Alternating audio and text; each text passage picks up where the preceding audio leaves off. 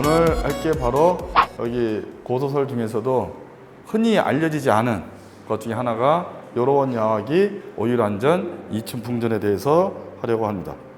이 요로원 야학이는 이제 박두세라는 사람이 지은 야담류 소설입니다. 야담 소설인데 완전 소설이라 볼기는 힘듭니다. 박두세라는 사람은 고향이 예산입니다. 예산인데, 그러니까 이 사람이 과거를 여러 번 떨어지게 됩니다. 과거를 여러 번 떨어지니까 나중에 이제 포기하려고 하다가 과거 시험 보고 내려오는 와중에 요로원이라는 곳에서 서울 양반을 만나요. 그러니까 서울 양반을 만나니까 그 서울 양반은 지금이나 옛날 똑같이 박두세를 지방 촌놈으로 안 겁니다. 그러니까 서울 양반이 저 지방 촌놈이다 저거 가지고 막대하게 됩니다. 그랬더니 박두세가 너 한번 당해봐라 그래가지고 대받아치는 식의 것이 바로 요로원 야학입니다. 그래서 요로원에서 밤에 서울 양반과 있었던 이야기를 가지고 쓴 겁니다. 이 박두세가 1678년 실제로 과거에 실패하고 시골로 돌아가는 길에 요로원에 묵었던 일을 담고 있습니다. 근데 여기 보게 되면 이제 박두세라는 사람은 조선 후기 의금부도사, 지중추부사 등을 역임한 문신이고 학자고 본관은 이제 울산이고 자가 이제 사항이라는 사람입니다. 요게 이제 요게 교지입니다. 교지 박두세 위 가선대부자라.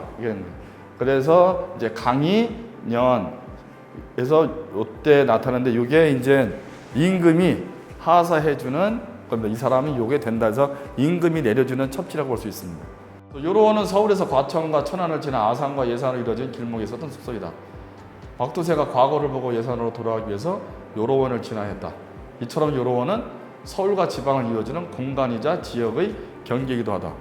그래서 요로원에서 요로는 요긴한 길, 이게 중요한 요자다 길로자입니다. 그래서 요긴한 길이기 때문에 이름을 그렇게 지었다는 것입니다. 그래서 박두세가 요로원을 공간적 배경으로 설정한 것은 작품을 통해 독자들에게 기묘한 삶의 방향을 제시하고자 했던 의도가 반영된 결과라고 할 수 있다. 그래서 요로원의 흔적은 남아있지 않지만, 그러니까 요로원에 담긴 두 선비 얘기를 통해서 요즘도 이제 저런 것은 좀 조심해 줄 필요가 있다는 거죠. 겉만 번지르한 사람보다는 안에 내실이 중요한 것이 더 낫다라고 하는 거죠. 이 오율안전과 이춘풍전에도 원래 하나 더 넣으셨어. 하나 더 하려고 했었는데 배비장전을 하려고 했는데요. 배비장전을 뺐고 이 두 소설에서 공통점은 뭐냐? 기생이 등장한다는 거예요. 근데 오율안일 때 오율은 원래 뭐냐면 한문에서 없다 뜻이에요. 없다. 있지 않다. 근데 기생 이름이 오율안입니다. 오율안전과 이춘풍전은 19세기 무렵 등장했을 것으로 추정되는 고소설로 원래 이 두 편 모두 작자 미상이고 기생이 등장하게 됩니다.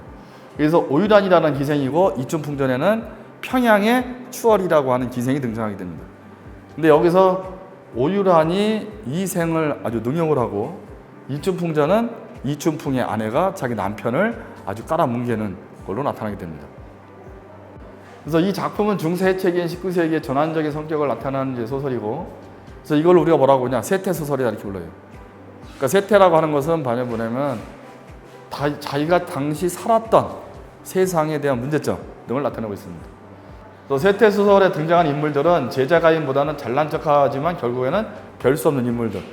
그러니까 주인공이 보여주는 이중 행위를 통해서 유교에 입각한 금욕적 행위에 대한 풍자, 경직된 이념적 명분이나 방탕하고 향락적인 생활에 대한 비판, 물질적 풍요의 중요성을 우회적으로 드러내고 있다 이렇게 얘기하고 있습니다.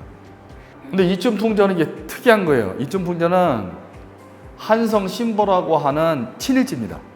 친일지에 남준역을 해요. 저 준자가 뭐냐? 버러지 준자예요. 남자는 버러지 같고 여자는 영웅이다는 뜻입니다. 그래서 19세기 고소설에 보면 한문 장편소설의 본격적인 출현, 영웅소설의 쇠퇴, 성에 대한 개방적인 인식을 보여주는 애정 전기 소설의 특징을 나타내고 있습니다. 그래서 몽유롭게 소설의 존속, 꿈에 벌어진 일들을 나타내고 있는 것입니다. 18자 화일풍이에요. 요 18자가 2입니다. 2. 이걸 파자라고 하는데 화일이 이게 춘자예요. 그래서 이춘풍이 됩니다. 여기에 보게 되면 이제 1939년에 이제 필사가 되어 있는데 이게 저는 60년을 앞으로 땡길 수 있다고 보는 거죠. 1870년대에 나올 수도 있다. 그런데 어떤 분들은 아까 이제 얘기한 대로 김준영이라는 교수는 아니다. 한성신보에 실린 게 최고다. 근데 문제는 뭐냐면 지금까지 나온 이본 중에 남준여걸이라고 하는 이본은 없습니다. 그래서 제가 볼 때는 남준여걸도 이거를 보고 베끼지 않았나 이제 그 생각을 하는 겁니다. 예, 이상으로 강의를 마치겠습니다.